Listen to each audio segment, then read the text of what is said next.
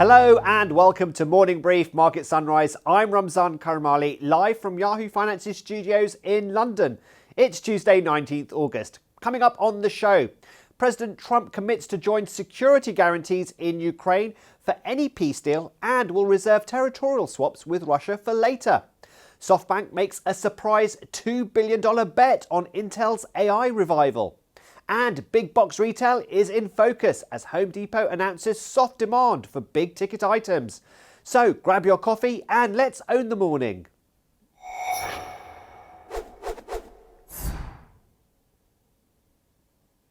Well, we kick off the things you need to know with a look at the US Futures Market Board.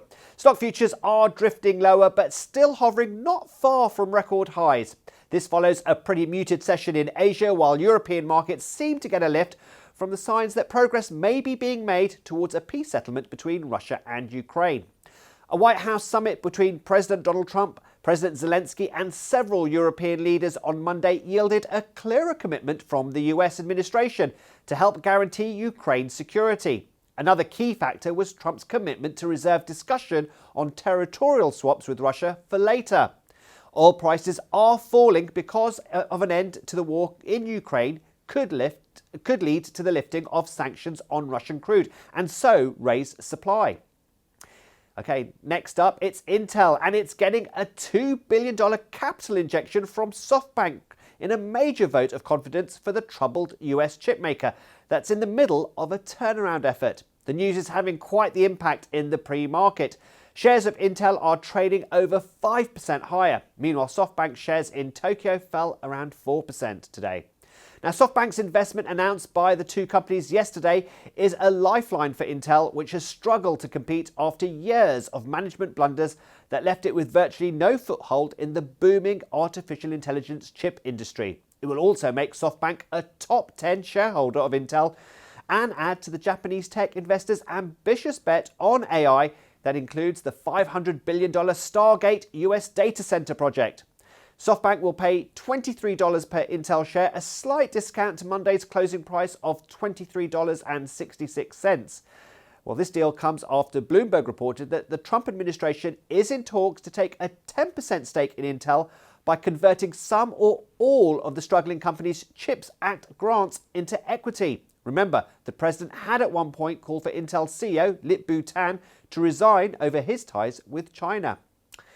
And finally, big retail is in focus today. We've just heard from Home Depot, the world's largest home improvement retailer. Well, it announced that comparable sales grew just 1% over the second quarter. Now, that was better than the previous 3-month period, but worse than analysts had hoped for. Now, Home Depot and others have seen sales slow over the past 2 years as Americans put off buying a new home or taking on home improvement projects that require financing. And other big box retailer earnings are also on deck this week. Target reports tomorrow and Walmart on Thursday. These results are coming as retail sales continue to show resiliency of the consumer. Market Catalyst host Julie Hyman spoke to Corey Tarlow, Jefferies Senior Vice President of Equity Research, about what to expect. Take a listen. I think if we start with Walmart, it's of the group of retailers that are set to report this week, it's certainly leading the pack. We actually put out an earnings preview this morning, and what looks to be a U.S. same-store sales number of about 5%. The street's at about 4%. So you're seeing a lot of better momentum in the U.S. business. Traffic is up. Baskets are steady and increasing. And we also raised our earnings estimates for a beat on the quarter. I do think that, to your point on tariffs, I expect that management's going to strike a very cautious tone for the second half. You have talk of investments in price, which is what Walmart says to kind of drive market share. And that's really going to kind of help to improve the sales performance of the business ahead. But it could pressure margins. So net, what you're left with is a very, very strong second quarter. Again, comps probably up 5%, streets at 4%, but likely a reiteration of the full year guide. And what do you think the sort of cost pass-through looks like for Walmart, right? Because obviously it wants to continue bringing in that traffic and presenting that value proposition to customers. So I think it varies, right, across by a number of retailers. And certainly at Walmart, we've seen in our data prices go up less at Walmart than they have at other retailers. So by contrast, there are certain apparel basics where we've seen Walmart's prices up only about 7% and Target's up in the double digits. So I think that by contrast, Walmart's done a very good job of controlling their price increases. That said, it is likely to come at the expense of profitability to a degree, but not so much so that it derails the guidance. So it's really about tariffs eating into the upside here, as opposed to actually deteriorating the financial profile that Walmart's laid out for us at the beginning of the year. You mentioned Target, and there I've seen some commentary that folks are expecting a cut to guidance. What do you think? Yeah, I mean, the data for July looked a little bit better. So July was a little bit of an easier compare. As we get into August here, the compares get a little bit tougher. But so far, I think the shaping up for the quarter actually slightly better, believe it or not, after a little bit of a better July.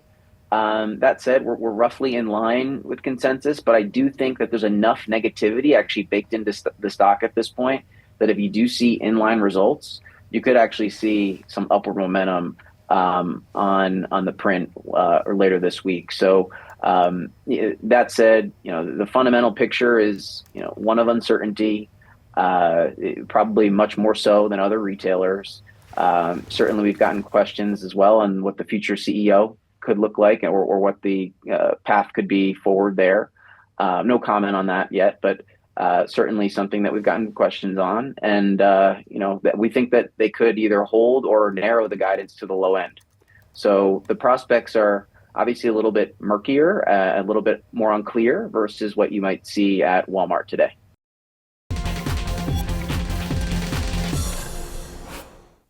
Well, for market movers, we're going to focus on earnings. First, let's recap on Home Depot and look at how its shares are doing in the pre-market. It's trading lower around, I think, about 5%. Oh no, just 0.49% now.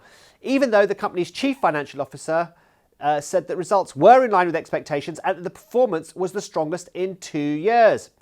But that metric I spoke about earlier, comparable sales just up 1% and missing the street view, did have an impact on investor sentiment in the pre-market, though shares are starting to recover. And in reality, second quarter sales and profits did miss analyst estimates. Now, the company was able to maintain pricing levels because most of its imported goods arrived before the new tariffs kicked in. But the CFO did warn that later in the year, some items will get more expensive. Now, Home Depot sources more than 50% of its items in the US and said it plans to keep prices competitive. Okay, next up, we have Xpeng, the Chinese EV maker. On the face of it, the results don't look great. In the second quarter, revenue more than doubled, though, to come in at 18.27 billion yuan, but analysts had been hoping for 18.38 billion. Also, its forecast revenue for the third quarter of between 19.6 billion and 21 billion yuan, and that fell short of the street estimate. However, the automaker managed to deliver over 103,000 cars during Q2. Now get this, that's a 241% increase compared to the same period a year ago. And that's perhaps why we're seeing the shares performing quite well in the pre-market, the ADRs performing quite well in the pre-market. In fact, the Chinese automaker now sees profitability as being something it can achieve, and it's narrowed its net loss significantly in Q2. And finally, we've just got earnings from American-Irish medical devices provider Medtronic. Now, revenue over the first quarter came in better than expected at $8.6 billion. The street was calling for $8.4 billion. The adjusted earnings per share was also better at $1.26 too, but operating margin came in slightly less than expected. And that may have been having an impact on the share price. Now, shares did actually initially rise quite significantly, and that's because Medtronic is making changes to its board after Elliott Investment Management became one of its largest shareholders. In fact, the activist investor and the medical device maker have been holding friendly talks around how to boost the company's valuation and build on ongoing plans to focus on core assets. Now, as I said, that gave a massive boost to the shares in the pre-market. They've since started to slip, perhaps on the fact that operating margin came in just slightly lower than expected. Okay, coming up, US tech versus China tech. Jared Blickery is taking a closer look in today's Stocks in Translation. You're watching Morning Brief Market Sunrise.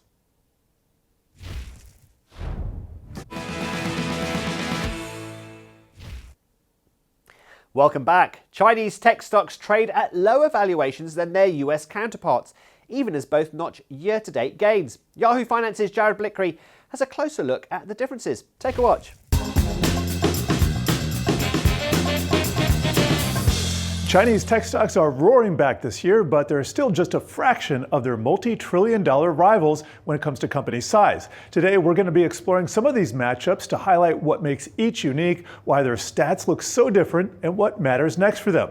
So here's our map for the day. We've got 3 clean face-offs: Alphabet and Baidu in search and ads, then Amazon and Alibaba in e-commerce and also the cloud, finally Meta and Tencent in social plus gaming and payments. We're not trying to be exhaustive here. We're just highlighting some of the unique challenges these companies face in their markets. So let's see how these stocks have performed so far in 2025. And here we have 6 companies with the US to the left and China to the right. From the left, Alphabet and Amazon returns have not been spectacular, both below 10%, but Meta stands out with a 34% return. But both Alibaba and Tencent in China win the performance race with returns over 40%. Now here's a reality check: scale. When we look at market capitalization, or how much the stock of the entire company is valued, the US names, they live in the multi-trillion-dollar zip code. Those are the 3 bars on the left. And towards the right, we see that China's giants are measured only in billions or hundreds of billions. That gap matters for everything from cash flow cushion, hiring, research and development, buybacks, and just general heft. Now let's go through these matchups one at a time, starting with Alphabet and Baidu.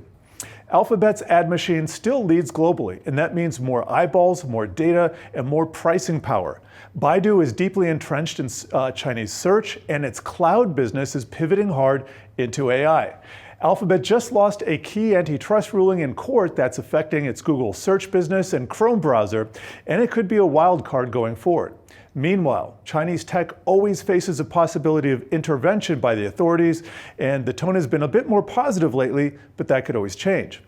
Next up, we have e-commerce and cloud with Amazon and Alibaba. Amazon Web Services, its cloud service, remains the profit engine driving cash. Alibaba is leaning into AI inside its cloud to re-accelerate growth.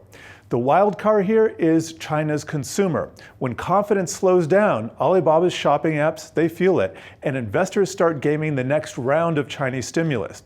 In the US, Amazon has been it hasn't been in the antitrust crosshairs as much as some of other big tech, but it is an ongoing issue. Next up, we have social gaming and payments with Meta and Tencent.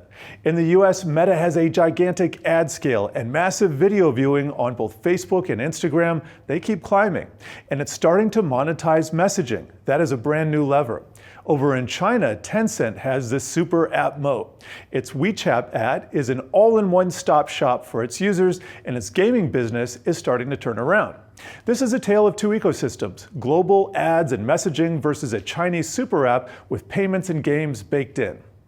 Next, let's take a look at some of the biggest shocks this year. First up, no surprise, it is tariffs. The US-China back and forth made uncertainty spike sky high. And since then, the tariff truth, it kind of cooled things down a bit, but the agreements could change. Second on that list, we have DeepSeek. That is the company that proved to the world, at least in theory, that AI could cost less and be developed without top-tier chips. That's huge as companies reconsider hundreds of billions of dollars in AI investment. Then there's Google's antitrust court case. That doesn't just touch Alphabet, it ripples through ad auctions, browser wars, device partners, and any app that lives off search discovery. Finally, here's the roadmap. For Alphabet and Baidu, watch those court rulings in the US and any China stimulus hints. For Amazon and Alibaba, you got to watch the cloud profit path. Does AI revenue outrun the build to build out AI? And for Meta and Tencent, watch how Meta turns messaging into money versus Tencent's gaming rebound. How does it have legs? Does it have legs? Bottom line, China tech is outperforming its U.S. peers year to date, but the U.S. mega caps, they still hold on to the global heft, and we're going to be watching the policy signals, the cloud mix, and who actually turns AI into cash. And tune into the Stocks in Translation podcast for more jargon-busting deep dives. New episodes can be found Tuesdays and Thursdays on Yahoo Finance's website or wherever you find your podcasts. And one of those Chinese tech stocks that Jared mentioned, Baidu, well, they're reporting earnings tomorrow morning before the opening bell, and we'll bring you those results here on Market Sunrise.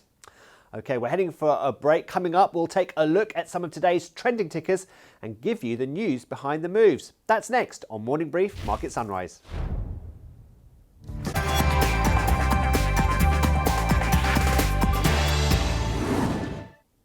Okay, now time for some of today's trending tickers. We're watching DoorDash, BHP and Nvidia. First up, DoorDash. The meal delivery platform's planned $3.9 billion takeover of British delivery company Deliveroo will be reviewed under the European Union's simplified merger procedure. That typically means the EU regulator does not see any competition concerns and that the deal is likely to get approval. The companies reached a deal in May that valued Deliveroo at about $3.92 billion. Now, Deliveroo operates across 9 countries in Europe and Asia. Next up on our list, we have BHP, the iron ore company. The company's profits have hit a 5-year low due to weakening iron ore prices. The firm reported a 14% profit rise for the year ending June 30th, but overall revenue fell 8% to $51.3 billion. Now, although this still did beat expectations, BHP shares have actually jumped in the pre-market, with one analyst at Hargreaves Lansdown saying that the company's ultra-low cost production gives it an edge even when prices falter. The company has blamed mixed global demand for iron ore, but added that these losses had been offset by an increase in copper prices, which ballooned following one of President Trump's tariffs on the metal. BHP have increased its copper production by 28% in the last 3 years. A big factor for the reducing iron ore price has been its main importer, China, which has seen a reduction in its steel output. Now, BHP will also be bracing for the upcoming Simandou iron ore project in Guinea, where a consortium of Chinese miners and its rival Rio Tinto are expected to start shipping by the end of the year. Okay, finally, we've got Nvidia, and it's reportedly working on a new AI chip for China that's more powerful than the H20 model it's currently allowed to sell there. According to a report from Reuters, the new chip is tentatively known as the B30A. The new chip will have a single die design, high bandwidth memory, and Nvidia's NVLink technology for fast data transmission between processors. Nvidia reportedly hopes to deliver samples to Chinese clients for testing as early as next month. Shares of Nvidia have nearly doubled since early April. Okay, that does it for trending tickers, but you can track the best and worst performing stocks with Yahoo Finance's trending tickers page. Now, Palo Alto Networks topped fourth quarter earnings estimates and issued upbeat guidance yesterday. Yahoo Finance's Josh Lipton talked to an analyst from RBC about how he's looking at the stock as the numbers cross the line. Have a listen.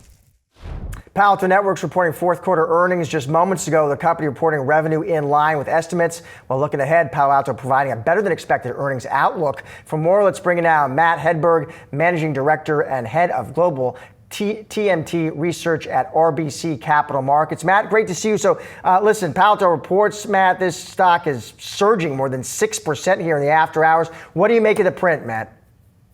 Yeah, I would say, there was, subsequent to the CyberArk acquisition from late July, there was a lot of negative sentiment. Shares were down about 15% most recently here. And so, we see a slight beat actually to consensus revenue. NGS, which is the next gen security piece of their business, grew 32%, a lot better than expectations, and earnings topped for fourth quarter. So that was certainly a part of it, but the guide was also better than the street expected. What is driving that, Matt? As you look through the report, and obviously you're going to have more questions on the conference call. What's giving them the confidence? What's driving that guide? Yeah, I mean, I think, if you look the year, they exited the year with 24% growth in remaining performance obligation or RPO. Seemingly that gives them pretty good visibility for the upcoming fiscal year. Let's face it, the cyber landscape is complex. There's a lot of questions about out there right now from a security efficacy perspective, and I think the overall demand environment seems strong. There's clearly there's the pending acquisition of CyberArk that I think the market will have questions on the call, but seemingly the exit of the year from a position of strength, and that's apparently spilling over to their guidance outlook. The acquisition of CyberArk you mentioned there, Matt, it's interesting because I see some of your colleagues on the street, they seem to like it. They say, listen, smart move, high quality asset, that's a benefit to the portfolio. I see others raising questions. They mentioned execution risk, Matt, the price paid. Where do you come down on it? Yeah, listen, CyberArk we think is a unique asset. Certainly a bold move for the company to announce a deal. It will take quite some time before the deal, perhaps goes through. But we've long thought and we've written that Palo Alto seemingly lacks an identity solution, and so to us it fills a very important gap in their portfolio. We think, relative to our other firewall peers, it could put them at a potential advantage as well. And so clearly it's a large deal. There is integration risk that you spoke of, but from a technology perspective, we think CyberArk is in a rather unique position, and it will really come down to execution and how well they can integrate it into the broader platformization strategy that the company has. What is Palo Alto's place, Matt, in that broader cyber market? As it competes there, you think about Fortinet and Checkpoint. What are its competitive advantages? What does Palo Alto bring to the table that's different? Yeah, really, since Nikesh got there several years ago, it's really been about expanding the platform, expanding the portfolio. We've long thought and written that there's a lot of cybersecurity sprawl. And so Palo being in a position to consolidate spend, we think puts them in a rather unique position, even relative to some of their firewall peers. We think that over time, the number of cyber vendors will continue to proliferate. But on the flip side of that, a lot of companies struggle with vendor sprawl. They want to do more with fewer vendors. We think Palo, from a platform perspective, is in a really unique spot to consolidate spending. And now, with their platformization bundling strategy, we think they have some of the sales motion to complement that product strategy. Okay, let's check in on the markets before we go. Let's start with Asia, and shares were muted in the Asian session as traders awaited policy hints from the Federal Reserve ahead of its annual gathering in Jackson Hole, Wyoming. Turning it over to Europe now, and European shares opened higher. Oil prices are falling before that key meeting of central bankers and as traders evaluated promising diplomatic signals towards ending hostilities between Russia and Ukraine. The euro also crept up against the dollar. US futures, well, they're treading water right now, and as Wall Street braces itself for more results from retail giants and some perhaps growing concerns that inflation may cloud the path to future interest rate cuts. Okay, that's it for Market Sunrise for this morning. Stay with Yahoo Finance for continuing live coverage of the markets and your money all day on streaming and online. Coming up next, join Julie Hyman ahead of the market open on Morning Brief. I'm Ramzan Karmali. Go own the morning.